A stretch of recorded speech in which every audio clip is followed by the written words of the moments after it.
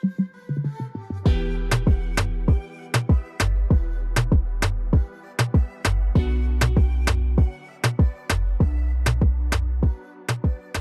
guys, I am here again with my good friend Dr. Jackie, and she beautiful. You look so good, girl. Were you about to call me Dr. Heavenly though? No, I wasn't. No, I was Yeah, not. you No, were. I was gonna call you Dr. Simone. I was. Okay. But then I thought, you're not her. So again, we are here with an episode of Open and Honest, and she is yet Dr. Heavenly. Hey guys, you know what? I try to make this thing light and funny, and today we actually have a serious topic, so it's gonna be hard for me to be silly.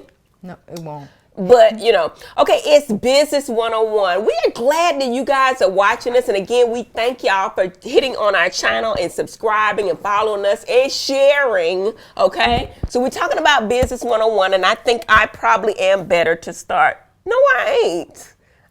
Anyway, she's written a book on really starting a business, because we were just talking earlier that you got to be a little bit crazy to open your own business. Yeah, right? I think when people say crazy, I think it's like not the norm. Good crazy. Not the norm. And people are afraid to start new things. They're afraid to start new businesses. But that is not the case with you, doctor.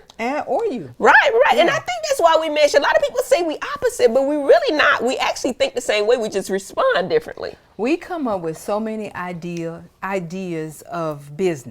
Mm-hmm. Just we should do this, and I should do this, and both of us have opened multiple different businesses. Yeah. Some have failed. Mm-hmm. Oh, for sure. Failure is part of success. Absolutely, Mm-hmm. and failure really is necessary if you're going to ever really win at it. Yeah. Because you need to understand what it feels like to fail, because you're never going to want to be there again. Right. That is such a feeling of defeat and uneasiness that if you fail, the next time you start something, you're going to work extremely hard. And at it. even in that same situation, for example, when you start a new business and everybody doubts you, even like your family, even your mama, Call you know you what I'm saying? crazy, girl. Call you crazy. So, Yeah. that makes you work harder. Now, sometimes it still doesn't work. Right. But you either learn or you fail. You fail or you Absolutely. learn. You still learn. Absolutely. And I mean, when you put a lot of time, effort, and money into a business, you can use that elsewhere because you learned a whole lot. Because we say failure is not an option. Right. And so if you fail, it doesn't mean it's the end of anything. And so we were DM'd a bunch of questions, Okay. Dr. Heavenly. We're both going to answer these questions. And if we are brutally honest today, please charge it to I'm always honest. I think people accept that from me and expect that from you. Now, you're probably not as honest. You're going to probably say something that, make people feel good. You know what I'm saying? And ain't nothing wrong with that. I don't know what's better. Would you want honesty or would you want to feel good? I mean, They want to be honestly feeling good. Well, okay. Now that we're a few months into the new year, people have been doing vision boards, okay? Writing down their goals. I'm a big vision board person, and I do a vision board for everything. I got my man on a vision board. I put him on a vision board and wrote down what I wanted in a man. I really did. So I'm big on vision boards, making plans to opening businesses, and we've had a few requests in our DM on some questions about how to start a business. Jackie. Yes. Give me some tips on, as a business owner, on starting a business. One, always manage your own money. Oh my gosh, yes, that's the best Do thing. not allow anybody to write checks for you but you. Now you have Cash Apps, you got PayPal. Don't give anybody your Cash App codes, your PayPal codes. You have to manage Nobody has your own Cash money. App code. Nope. Nobody writes checks for you, doctor. Nope. Doctor, I No. seen the bitch write a check for you in your office. I signed it. That's a little different. You can write a check for me, but you cannot write my signature on nothing. Oh, right. No. Absolutely. Nobody. I do signed. have my office manager has a copy of my credit card because That's and different. it's a limit on the card, of course, but because sometimes I'm not in town or something might happen, you know what I'm saying, if something needs to be paid, she does have a card. I think I heard. But the card Oprah's- texts you. Yep. as Every soon time as somebody it's uses used. it, and Yeah. American Express is really good about giving you your money, but you got to press charges, and I think they know that. Yes, and I heard Oprah say too, nobody should be writing a check for you but you. I So agree. that's the first tip, first and foremost. Mind your own money. Yes. Secondly, treat people like you want to be treated.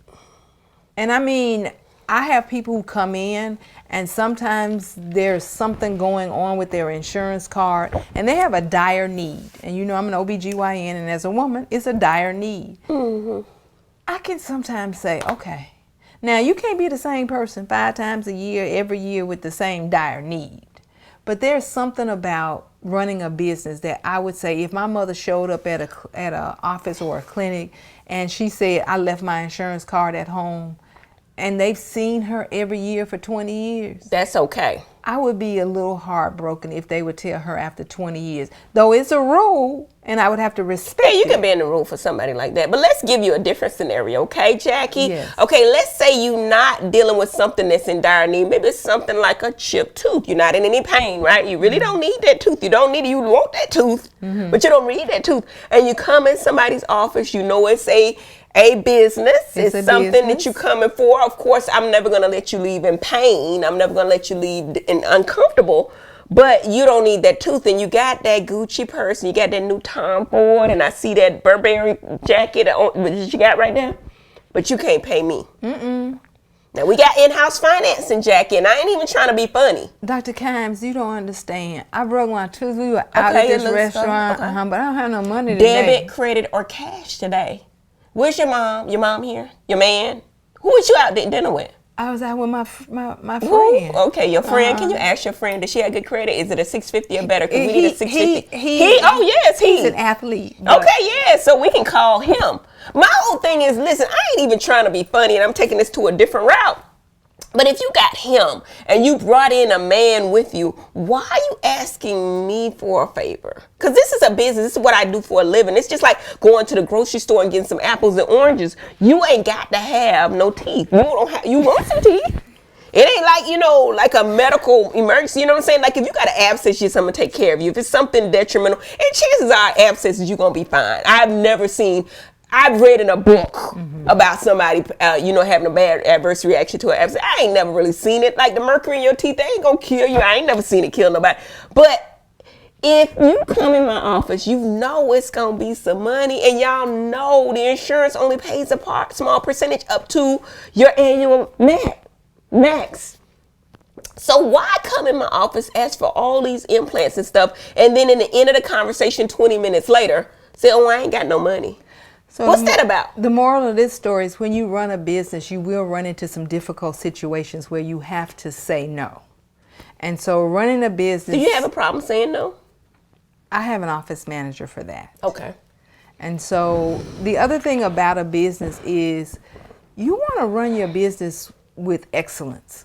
Like you don't want people to come in there and things are torn up and raggedy in the office. Let's get back to the money. Okay, so listen, but if you start something, like you start giving away free dental work, or you start giving away in your business, I say give away at your church, give away at very great, there are a lot of great causes for 50 Shades of Pink. I give to that. But in your office, I read from a consultant that says do not give away so much in your business because you'll start a cyclical effect that people will come and expect that from your business. So you have to be very careful, about giving away in your business, because people will come and expect it, and they'll send their friends and their mama and cousins and stuff. Okay.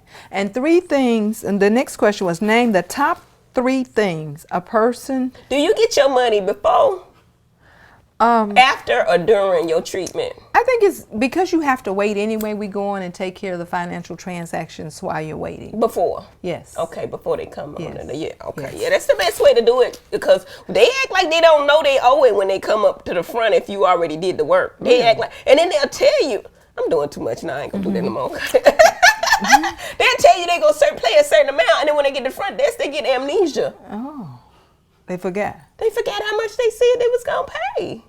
Well, I think your business is a little different, which is a good point, because they can go from getting a Volkswagen just cleaning to come out of there with all new teeth in your office. Right. And but we give you the price before we start your new teeth. So if I tell you what the price is, you know what it is. So when you get at the front desk, don't act like you. Well, the anesthesia made me forget. No. Yeah. Okay. All right. So anyway, we're going to get off of that, Jackie, because you too much about the money. This is a business and you helping people, okay? Okay. Thank you.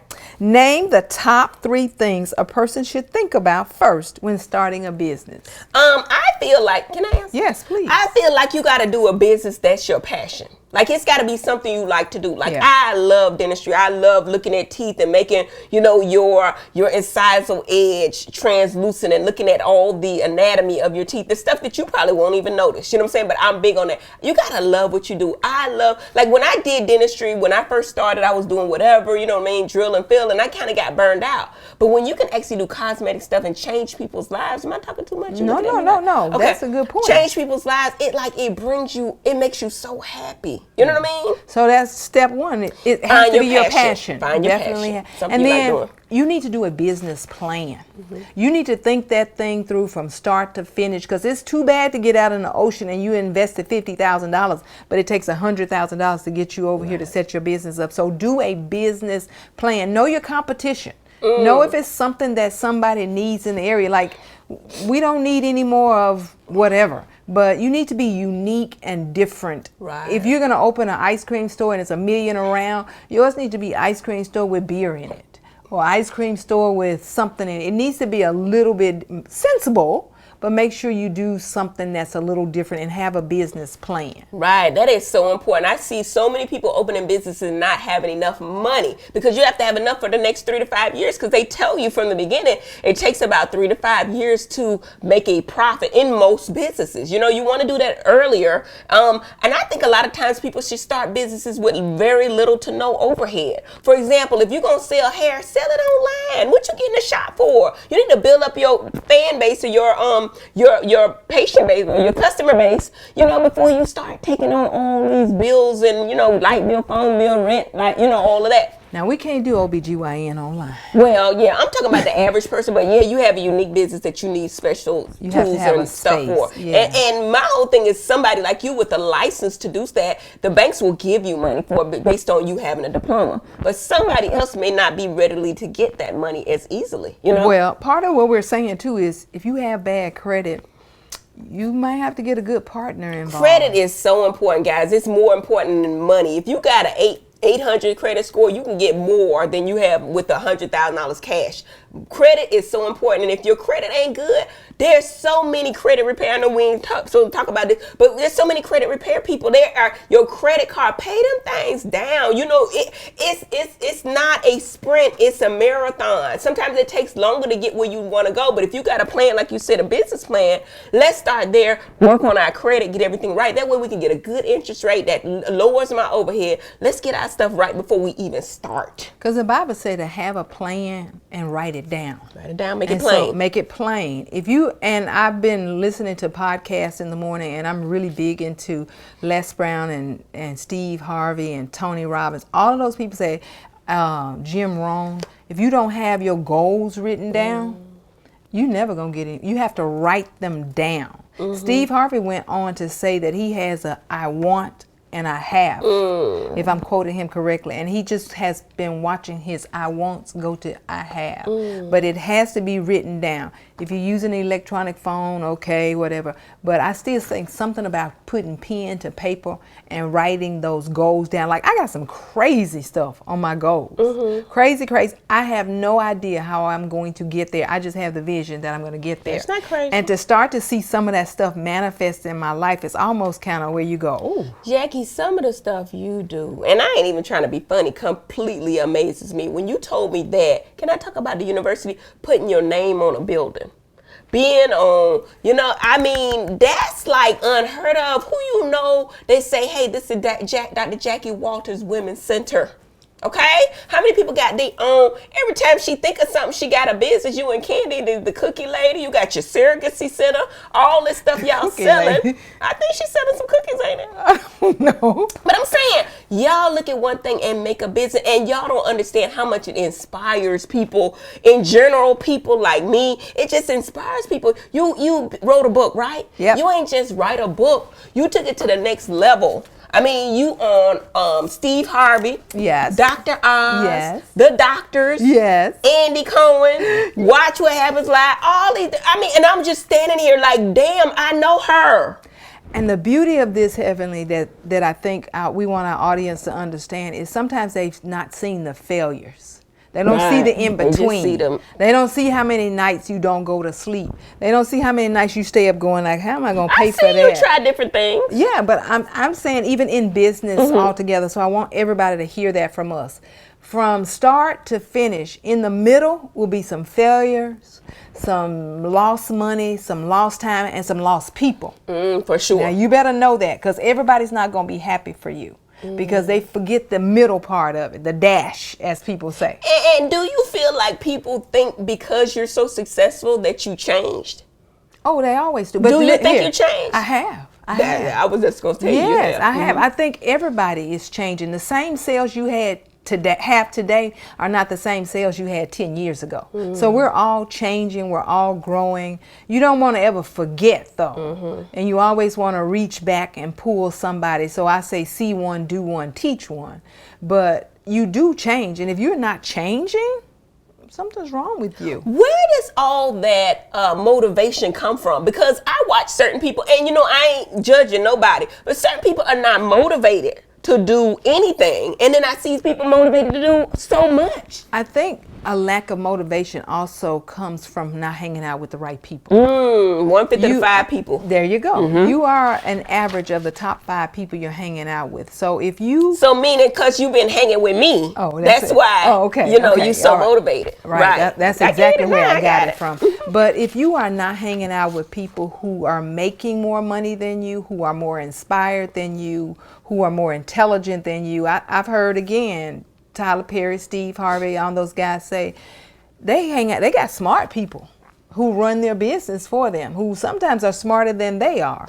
And so you want to have people in your core group and around you and in your office, especially in your business, who those people are smart. Yeah, and I'm gonna step out on a limb and say this, even like you say, the people working for you, they gotta be on the same mindset as you. Yes, I am really frugal with my money, but I know some things are worth paying for. For example, I was doing an event, right? And we have an email list that we could have purchased from the NDA, ADA, whatever. The person that was working for me brought a list that was much cheaper, and she presented it to me saying, hey, here's a list that we can email, the dentist and let them know about your event. Okay, I'm gonna take it. But had I known this wasn't a quality list, I'm gonna pay for what I need for my business. So you have to have the same mindset, or people that think about money the way that you do. I wanna be frugal, but I'm gonna pay for what I need. I'm gonna get the best CBT scanner. I'm gonna get the stuff that I need to make the best for my patients. I'm gonna get what I need to make my business or my event successful. So it's a lot of times you get people that are not equally minded, and they think you want to go for the cheap sheet. When I want to be frugal, but they gotta be in the same mindset of me. Like, listen, if this costs, I'm gonna pay it. Don't count my money for me. I pay for certain things and certain things I won't. But give me the option. And then before we go to the next thing, I'm going to give you one tip that may be a little hard. Sow seeds on fertile ground. And I mean, sometimes you need to give your product to people. Oh, for sure. Who can get your product to where you want it to go. For example, if you are going to give away something, give up. You always give up, because you never know when you're planting your seeds and I'll go as far as to say in church. People always talk about, don't give your money to that man, don't give your money. You don't want your pastor riding a bicycle. Okay? And I will say, even with products that you may have, you might want to do a few dental implants on somebody who can go to Hollywood and say, Dr. Heavenly did my implant. Right, for sure. And I'm not saying you don't forget the person who may not have as much. Don't do that. But sometimes you need to sew up and not always sew down. And forgive me, you asked me to be honest today. I'm being honest with that. Is learn to sew up. Like, you have to just give up. Can you give me some examples of your failures? Some things that you did that you would have done differently had you known better? Something that most people could identify with is I really wanted to have a whole fitness guru center. I wanted everybody eating well and exercise. I don't have a center. I have not worked at Fitney as hard as I wanted to. I didn't know you wanted a center, though. But I would have had a place where women who are struggling with eating well and weight control could come and actually have somebody to inspire them. Why is that such a big interest for you? and I'm glad you asked, most people make it about vanity. Right. And it really doesn't have anything to do totally, let me be honest, totally with vanity. But I think well people do well. Like right now we're talking about, the flu and corona and stuff.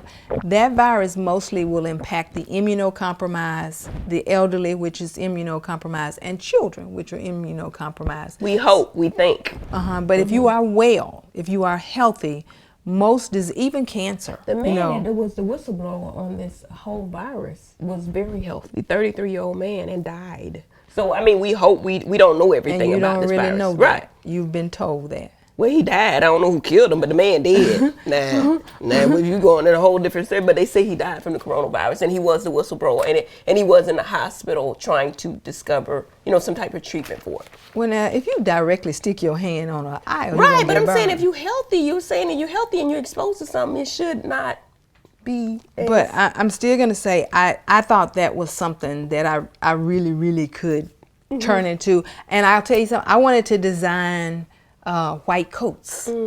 I think I spent $10,000 or so getting somebody to draw the pictures. This $1,000 over here, and somebody $2,000. Why do you do it? I mean, here. you got all the stuff in place. I did, and the company went out of business with my product. So you don't have the drawings and stuff? That's what you're saying? They have them. Oh, that's a lesson learned. How about keep up with your own shit? How about that? Right. No, for real. No, you have to have access to everything. And I try to do that. And if people think I'm anal, they probably think I'm crazy. But I try to have access to all my shit I do. Right. You know what I mean? But when you're talking about things that you learn that you failed at is I spent money. This one guy charged me $2,000 or something to draw 3 coats, and then somebody and you didn't charged. have a copy of it in your email. I had a copy, because they're sketches, right? And I gave it to the company to draw these coats. I bought material out of China or Korea. I would have bought somewhere. that coat, Jackie. I really would. I would expect you to give it to me, but I would have bought a coat. And they were cute design coats. I know, they were very feminine. They were for girls. Yes. They shut the doors down with my drawings and my material in there. So, but that shouldn't be a reason for you to stop. I mean, you still have your ideas in your head. We're talking about perseverance. If you really want to do coats, you do some damn coats, okay? My team goes, it's in the parking lot.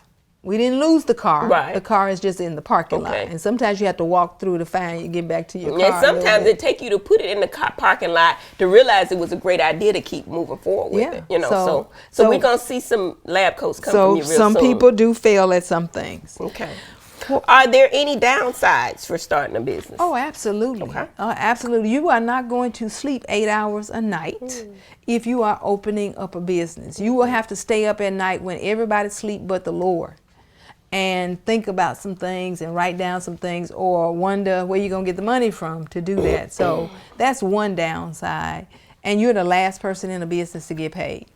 For sure. I would say one of the downsides of starting a business is owning a business ain't for every damn body. Yeah. Everybody ain't meant to own no business. It ain't for everybody. We need to be very clear on that. You're giving business advice. Some people should not own a business. It's not for the faint at heart. Like I say, you got to have your passion, and you got to be able to move past things when somebody have your whole design in they computer and you don't have it. You got to be able to move past that and try to keep moving forward. But if you're faint at heart and you fickle and stuff like that, don't start your own business, because it ain't easy. Y'all looking at Dr. Jackie as the Dr. Jackie Walters, but it done took 40 years to get to be her. Ooh, child. 40 years of hard work. Tell them about how you lost all that money in your first business, your first practice. Can we talk about that? Yes. So when I first moved to Atlanta, I joined a practice with my current partner and her boss.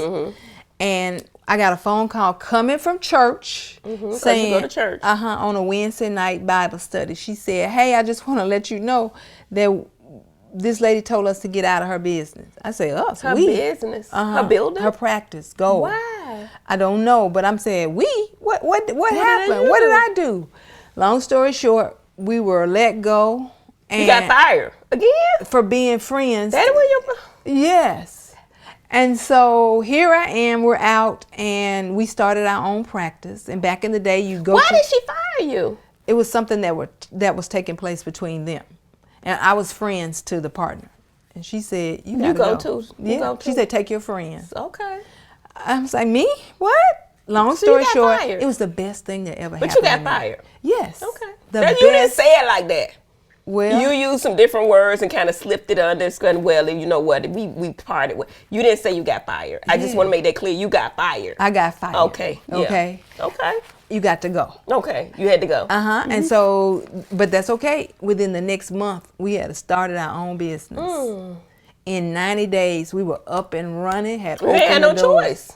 You was fired. No, I could have gotten a job working yeah, for yeah. somebody else, but I wanted to work for myself.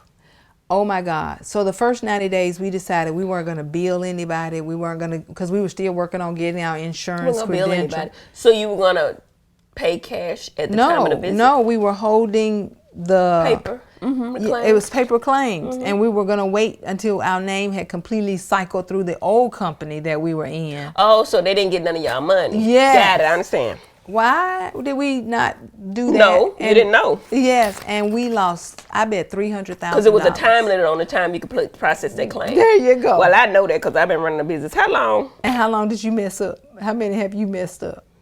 Yeah, I messed up too. Yeah, and that's our point here. You make some decisions that will cost you.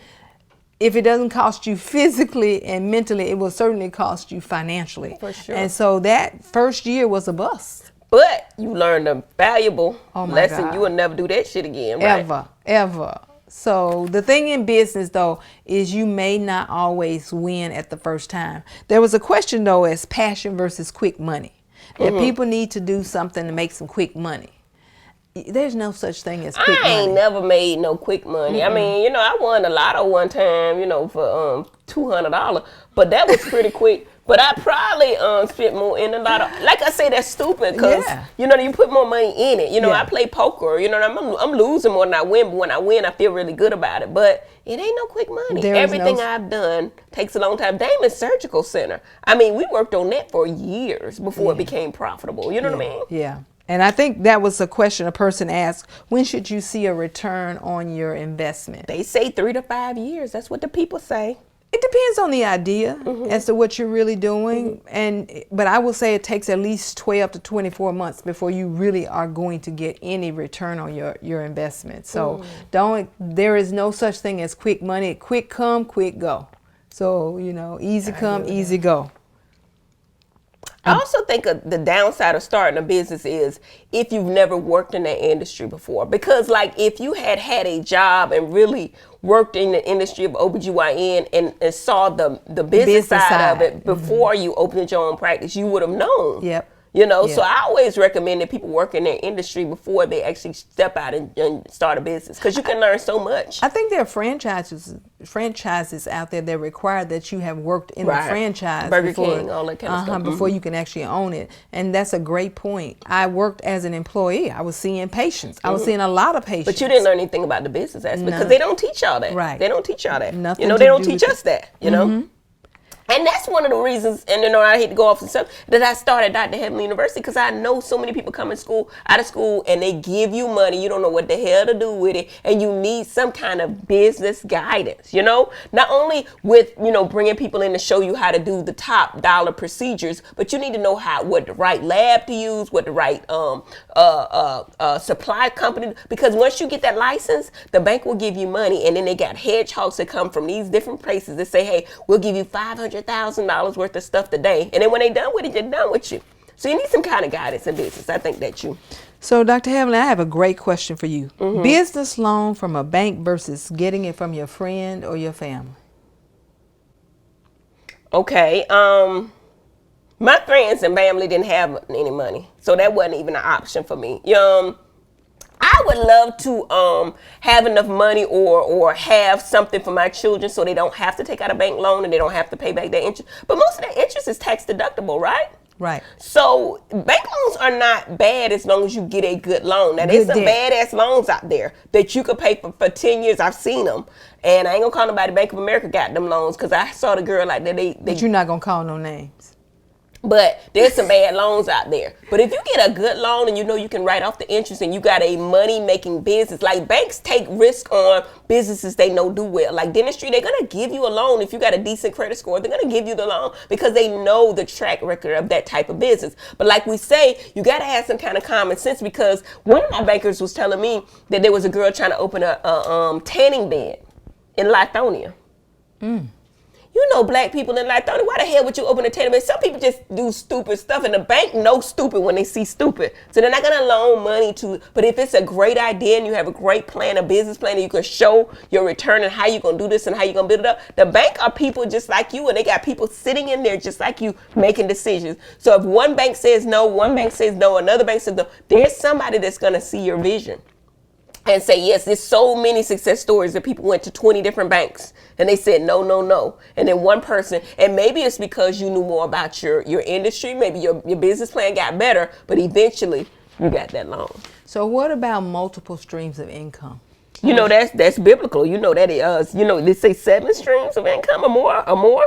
Now, I don't know if I've seen that in the Bible. I'm always quoting the Bible and don't know where it's at. I was about to say, I don't know the book and the scripture. I think it is in the Bible, it's a scripture. You should have several streams of income. But I do think that some people are scatterbrained, meaning they doing too many businesses to make one work very well. You know what I'm saying? That's why, and I've been guilty of that in the past, and that's why I try to keep the business I do within the same industry. For example, if I'm going to own a dental office, okay, I might own a dental staffing company. I might own a dental lab. I might do Dr. Heavenly University, but it's all in the same umbrella of what I know. Don't step out there with something that you know nothing about the industry, like trying a restaurant and you don't know no restaurant, and you ain't got no people working it because people will rob you blind. Yeah. You got to work in that industry first, know something about it, or you most likely are going to lose money because most businesses fail. One out of every 5 businesses succeed. So that means 20%, probably less than that. I think you have to also account for the season. It may be a season for selling hair. Right. You know, everybody has a hair It's too many company. people. You got to have a special sauce with the hair. When you're doing something everybody doing, if you got some damn cookies that you selling, they better be the best damn cookies. Not only do they need to be the best cookies, you need to have an outlet that people know about your cookies. Right. So marketing your cookies is going to be more important than you having great tasting cookies. Okay? Now, what about opening a business, one of our viewers asked, that may potentially shut your whole household down? So I always say, don't put your household on don't go and guarantee. Like if you're going to open a business and all y'all got in your life is $100,000, which includes the house. You know, I always gave the advice, only spend about 20% of your pot in any business. And you got 20%. You can borrow money for your business, but only spend about 20% because if that shit go bankrupt, hell, we can owe the bank. We can get our credit back right. Don't put all your money in one pot that you make your family suffer for. But now you know that certain businesses are going to work eventually. For example, I can say, okay, if I own an OBGYN office and I know what my overhead is and my bare minimum of what I need, I pretty much know that business is going to be a success if I market it right and I give a great product. That's you putting yourself ahead of the game when you get an education so you can be in an industry that everybody can't be in. But when you had selling hair and stuff like that, if you're spending all your money on a hair business, everybody doing it, you don't have no special sauce. I always say mimic success, but you got to do better than what everybody else do. So if you don't have a secret sauce or a way to get your business out there and you don't have the money to promote it, it might be a waste of your damn time. Now, speaking of a secret sauce, there's a young lady on the internet who marketed eating a sauce. You know, I love that. I love that because she was creative. One of the things we can say about our African-American sisters are we are very creative. And she made it controversial because she's smacking that shit and she, doing that. And I think she's doing it on purpose for more people to view her. And people talked about her. Then they tried to say she was gaining weight, which she wasn't. You know what I'm saying? Gaining weight. Oh, y'all done cheer this lady into weight loss and obesity and all that. And all along, more people are following her. And I did research on her. She has more than 2 million followers on YouTube. How many followers we got on YouTube, Jackie? And we've been doing this how long? Well, we need some sauce. That's all I'm trying to tell you. Listen, my whole thing is come up with an idea that maybe not the norm, maybe not what you think it should be, but something that'll sell. And I hate to say it, Jackie, positivity ain't always the most selling thing. It's like for example, we talked about Funky Dineva. Funky Dineva is a very intelligent guy. I'll say that over and over again. Oh, yes. But that's not what put him on the map. The ignorance put him on the map. Yes, bitch, talking about people and telling you about that you born, stuff that ain't true. Maybe not true, but I'm saying stuff that's controversial. put them on the map. So my whole thing is you gotta have that secret and she sauce. started with that sauce, just dripping this sauce and down her face and her mouth and all that. People saying they can't look at it, but people was looking at it because if she got 2 million viewers. And her sauce stays sold out. My daughter been trying to get that sauce forever. B Loves Life is her name. Yeah. B Loves Life. And she eats seafood in the sauce, and I think it's chicken spicy too. in the sauce, and it's just running down her Crab hand. legs, lobster, chicken, all of that. Until other people have been doing the same thing. I've seen so many other people eating food after I saw her do it. Yeah. But she made it in the business of selling her sauce. So what I need to do to sell teeth, baby? I think you probably need to take your teeth out and let us see. I did, damn that. But I trim my teeth down pretty nice. You know, we could talk about business all day long, but we're going to bring it to a close because we wanted to answer some of the questions, and we've rambled a little bit. But if you just take, throw out the stuff you don't need and take the one tip we had that from the beginning of a business to where we are today, there were a lot of mishaps, a lot of failures, a lot of money lost. But we didn't give up. So that's the point here. Don't give up. Don't cave in. Don't quit. If this didn't work for you, go over here and do it that way, or try to find you a secret sauce, but never give up. I think that's great, never give up, but sometimes you need to know when to quit. When some shit ain't working, when you pray about it and God is in the mix, stuff kind of unfolds for you. Now, it may be hard, but you see some progress. If it ain't working and everything tearing out, you got to know when to say, hey, you know what? This ain't working. I ain't going to put no more of my family money in it. And sometimes you have to look at some other options. But one door closes, another one always opens. Let's keep it positive. Yeah. Another door open, but that door, we need to close that door, okay? It ain't working. And sometimes you got to realize, and other people telling you it ain't working, you got to listen to them. That door ain't working. Now, this has been Open and Honest Business 101. And again, my girl Heavenly has a book on it. I ain't got no book. Okay, you got a book. Yes. I wrote this book actually probably about 15 years ago. Business book about marketing and stuff like that because I ran several dental offices, successful dental offices. 2 of them I couldn't get up. Right. I had failed. Real estate, I got my real estate license. When I first bought my first commercial property, my darn ceiling fell in. I ain't know who to sue, who to go to, whatever. But I learned real quick. You know what I'm saying? What to do. And this was 15 years ago before internet. This is about all of my damn failures, girl. That's what this is about. All the shit I did wrong in this book. Okay? All right. So guys, thank you for watching, and hopefully it was entertaining to you guys because they asked the question Business 101. And if you ask somebody about business, I can't think of a better person than Dr. Jackie Walters. And subscribe, like us on Instagram, and hit that little button.